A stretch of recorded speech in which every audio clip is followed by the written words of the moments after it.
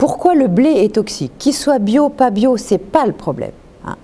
De toute façon, sachez que le blé a été hybridé, c'est-à-dire ils ont bidouillé, rétrocroisé tellement le blé qu'aujourd'hui il a plus de 40 chromosomes qu'il en avait une douzaine il y a encore 50 ans. Donc déjà, c'est un OGM quelque part. C'est un blé qui n'a plus rien à voir avec les blés anciens. Et les blés anciens, de toute façon, l'être humain n'en consommait pas comme on en consomme aujourd'hui. Et vous, en Italie, vous consommez beaucoup trop de blé. Et si je peux vous dire deux choses très importantes par rapport au blé. Le rétrocroisement, ok. Ça attaque l'intestin, ok. Mais ça va vous faire vieillir plus vite. Pourquoi?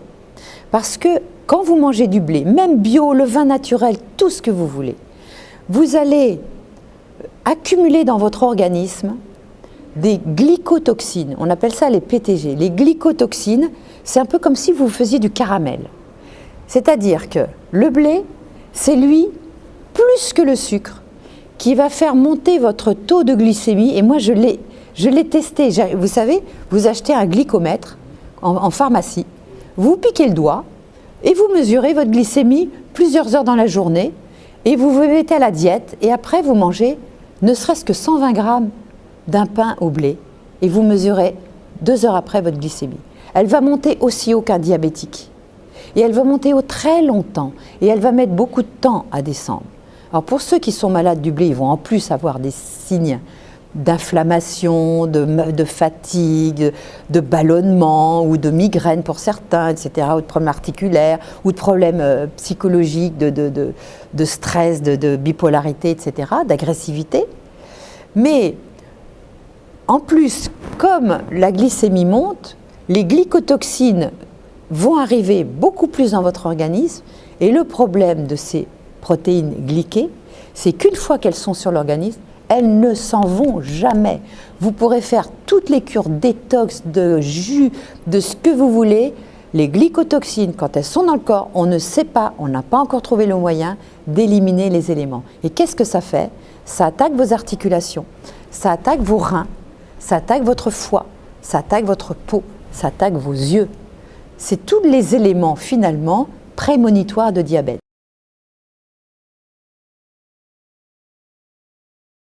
Du blé productif, au début du XXe siècle, il y avait des problèmes donc, de rouille, c'est-à-dire de champignons. Il y avait des problèmes donc, de blé il y avait des années froides, ces grands blés-là, ils craignaient un peu le froid. Et donc en fait, on a trouvé en Russie, enfin en Ukraine, disons, à Odessa, et en Angleterre, on a trouvé des blés qui à la fois résistaient au froid et résistaient à ces nouvelles maladies. Et donc on a toutes les variétés modernes que l'on va trouver dans une coopérative, si on veut acheter de la semence à la coopérative, toutes ces variétés modernes descendent uniquement de quelques parents russes et anglais. C'est-à-dire toutes les populations, c'est-à-dire ces variétés vraiment locales de blé qui existaient en France et dans tous les autres pays d'Europe et du monde, elles ont été abandonnées parce qu'elles étaient trop hautes. Voilà, si on mettait de l'engrais, elles se couchaient, donc elles n'étaient plus adaptées en fait. Et donc voilà pourquoi on a mis de côté toutes les variétés anciennes, toutes ces populations anciennes, et puis on s'est vraiment penché à faire pousser des blés plus courts, voilà, qui répondent mieux aux engrais, c'est-à-dire avec de l'engrais qui vont faire des meilleurs résultats. Mais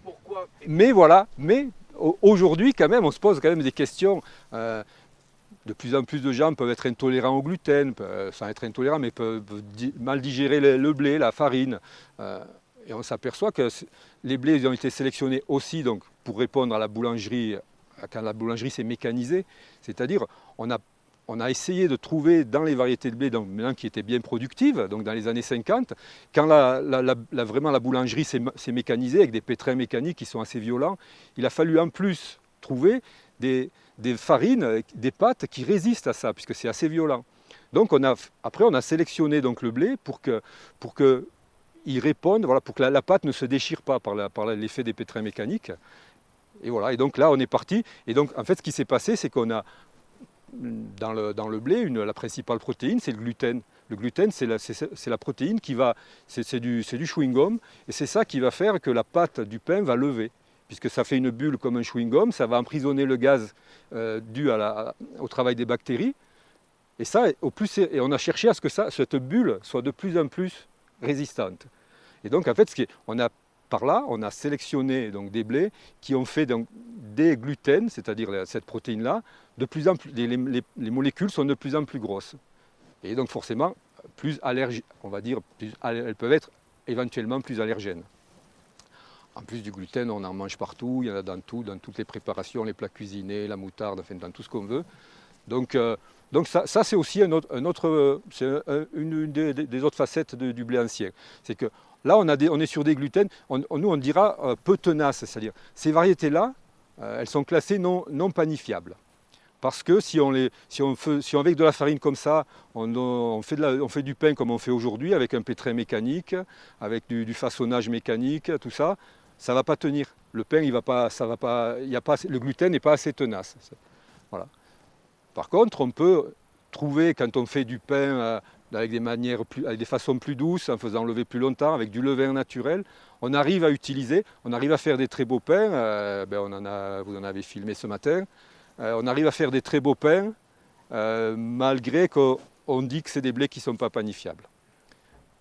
Alors justement, on pourrait se demander pourquoi il y a des gens qui ont voulu chercher la difficulté si pendant longtemps on a essayé de simplifier les choses. Voilà. Eh bien, l'agriculture biologique, c'est ça. En fait, c'est se poser des questions. Ce n'est pas une difficulté. Simplement, en agriculture biologique, on ne veut pas mettre d'intrants, c'est-à-dire on ne veut pas mettre d'engrais chimiques. On veut pas mettre... Donc il faut trouver des variétés de blé qui acceptent de ne pas avoir d'engrais chimiques. Donc ce que je vous disais, tout ce qu'on trouve dans les coopératives, elles sont très peu adaptées à l'agriculture biologique, puisque c'est des blés qui ont été sélectionnés pour répondre à un apport d'engrais. Donc ici, là, ce qu'on voit ici, eux, ils n'ont jamais connu l'engrais, donc ce sont des plantes qui ont la capacité de tirer le meilleur parti du sol elles-mêmes. De plus, c'est des plantes aussi qui ont la capacité, qui ont gardé, puisqu'elles sont plus près, elles n'ont pas été trop sélectionnées, un petit peu quand même, mais elles n'ont pas été très sélectionnées, elles ont gardé une capacité aussi intérieure à s'adapter au changement du climat. C'est pour ça que ça peut être intéressant, vu que le climat va changer, est en train. Donc elles ont gardé ça. C'est pas plus difficile, c'est simplement quand on est en agriculture biologique, on va faire quasiment des bons rendements ou même des meilleurs rendements avec ces plantes-là, avec ce blé-là, qu'avec du blé qui était sélectionné pour avoir de l'engrais et qui est en manque d'engrais. Donc c'est aussi quand on est en biologique, on doit se poser des questions, on doit trouver des semences qui sont adaptées à sa façon de produire. Ça, c'est une réponse. Donc l'intérêt, c'est quand on fait du pain, voilà, on a des pâtes plus digestes, qui ont des meilleurs goûts, puisque là on retrouve des blés. Les anciens ont sélectionné ces blés pour leur goût aussi.